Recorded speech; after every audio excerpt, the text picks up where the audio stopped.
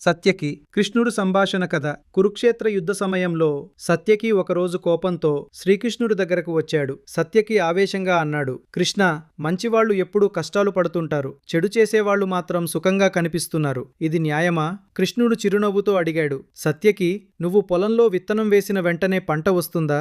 సత్యకి అన్నాడు, లేదు కృష్ణ, సమయం పడుతుంది. కృష్ణుడు మళ్లీ చెప్పాడు, అలాగే మనిషి చేసే పనుల ఫలితం కూడా వెంటనే రాదు. మంచి చేసిన వాడికి మంచి, చెడు చేసిన వాడికి చెడు సమయం వచ్చినప్పుడు తప్పకుండా వస్తాయి. సత్యకి కాస్త ఆలోచిస్తూ అడిగాడు, అయితే మనం కష్టాల్లో ఉన్నప్పుడు ఏమి చేయాలి? కృష్ణుడు ప్రశాంతంగా చెప్పాడు, కష్టం వచ్చినప్పుడు ధర్మాన్ని వదలకూడదు. చీకటి ఎంత పెద్దదైనా సూర్యుడు ఉదయించకుండా ఉండడు. సత్యకి తలవంచి అన్నాడు, ఇప్పుడు అర్థమైంది కృష్ణ, ఓర్పు కూడా ధర్మంలో భాగమే. కృష్ణుడు చిరునవ్వుతో చెప్పాడు, ఓర్పు ఉన్నవాడిని కాలం కూడా ఓడించలేదు. ఈ కథలో నీతి ఏమిటంటే, మంచి చేసిన ఫలితం ఆలస్యమవచ్చు, కానీ ఎప్పటికీ వృధా కాదు.